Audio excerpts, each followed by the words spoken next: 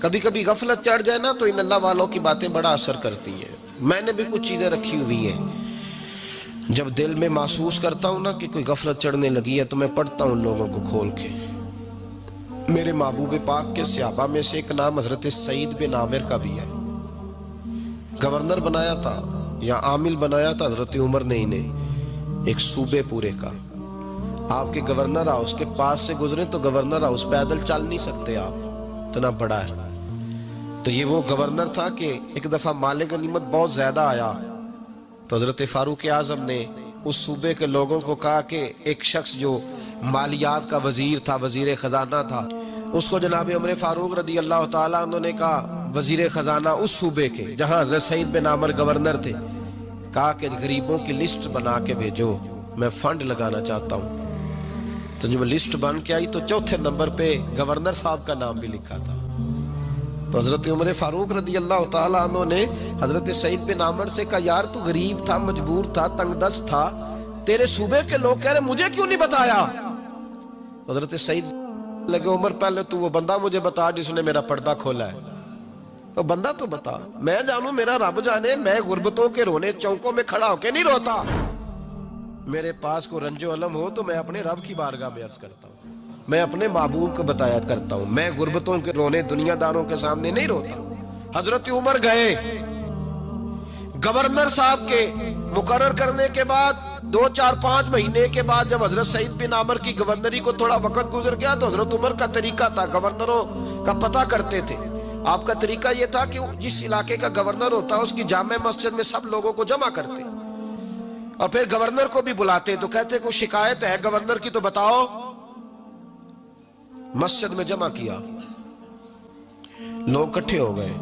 हजरत फारूक आजम रदी अल्लाह ताला अन्हु ने फरमाया गवर्नर की कोई शिकायत है तो बताओ।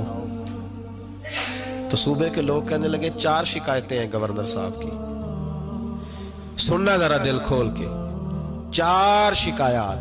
कौन सी? का पहली शिकायत यह है कि जब ये नए नए आए थे तो फजर के बाद मस्जिद में बैठ जाते थे, जिसका दिल करता था मिल ले। अब ये फजर पढ़ के घर चले जाते हैं और इशराक चाश्त के वक़्त 8-9 बजे आते हैं। दूसरी शिकायत यह है कि ये पहले रात को भी मिलते थे, अब सिर्फ दिन को मिलते हैं, रात को नहीं मिलते। और तीसरी शिकायत यह है कि हफ्ते में एक दिन मिलते ही नहीं। चौथी शिकायत यह है कि कभी कभी रोते हैं तो बेहोश ही हो जाते हैं।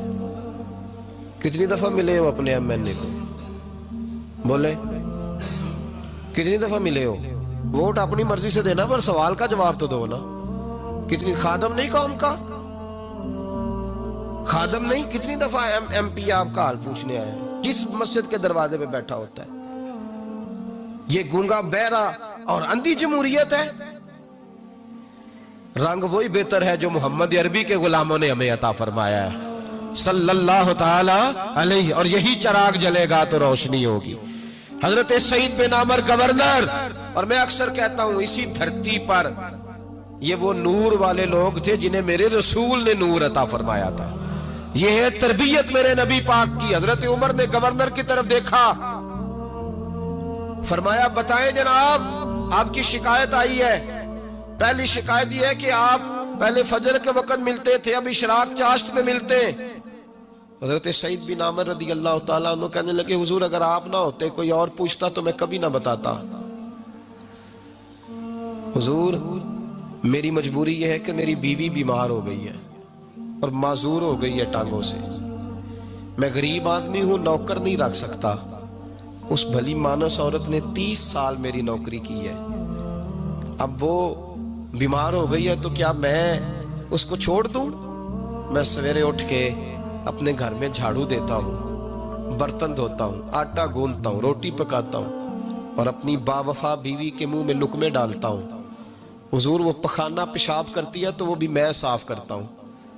वो मेरी जिम्मेदारी जो हुई तो जरा देर हो जाती है। बस पहले सवाल का जवाब आया तो लोग कहते हैं हमारे जिस्म के रोंगटे खड़े हो गए। फिर कहा आपकी दूसरी शिकायत यह है कि आप हफ्ते में एक दिन मिलते नहीं। तो हजरत सईद बिन आमिर कहने लगे हुजूर काश ये लोग मुझे रुसवा न करते, काश सरेआम न पूछते तो मेरे और मेरे रब का राज था, यही बेहतर था। फरमाया कह चुका हूं ना, गरीब हूं, जोड़ा एक ही है मेरे पास।